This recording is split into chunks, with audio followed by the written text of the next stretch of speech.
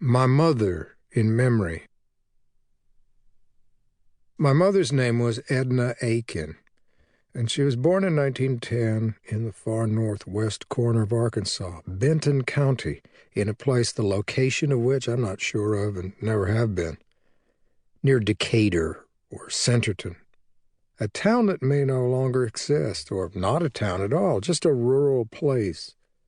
That is near the Oklahoma border there, and in 1910 it was a rough country with a frontier feel. Only 10 years before, robbers and outlaws had been loose on the landscape. Bat Masterson was still alive then, and not long gone from Galena.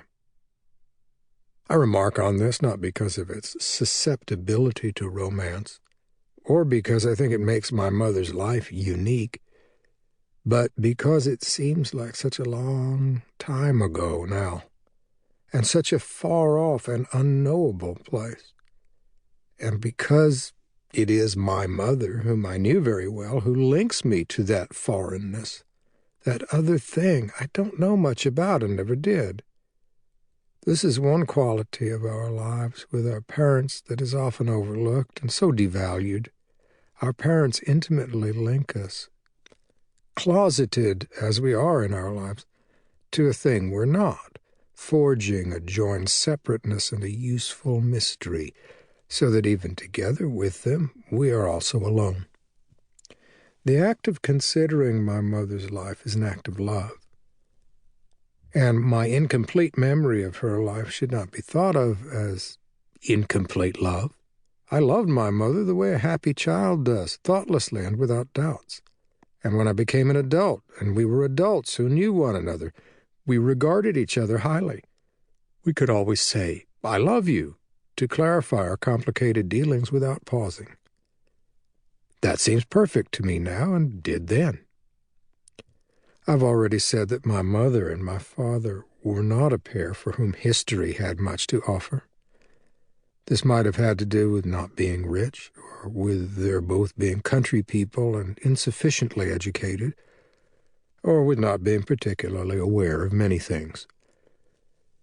For my mother, history was just small business, forgettable residues, some of them mean. Nothing in her past was heroic or edifying. The Depression, hard times all around, had something to do with that. In the 30s, after they were married, they lived simply and only for each other and for the day. They drank some, lived on the road with my father's salesman's job. They had a good time and felt they had little to look back on and didn't look. About my mother's early life, I don't know much. For instance, where her father came from. Aiken suggests the possibility of Irish Protestants. He was a Carter, and my mother spoke of him lovingly, though not at length. "Oh," she would say, "my daddy was a good man." And that was that. He died of cancer in the 1930s, but not before my mother had been relegated to him by her mother, almost a waif. This was before she was 12. My sense is that they resided, daughter and father, back in the deep Ozark country, near where she was born, and that for her it had been a good time while it lasted. I don't know, however, how long that was, or what she was enthusiastic about when she was a young girl, or what her thoughts and hopes were. She never told me. Of her mother there is more to say, a story. She was from that same North Arkansas backwoods and had sisters and brothers. There was rumored to be Osage blood, oil well Indians who'd lost it all. But I know almost nothing about my grandmother's parents, although I have a photograph of my great-grandmother and my grandmother together, along with my grandmother's new second husband, all of them seated in a rustic farm wagon. My mother is in this picture, but in the back.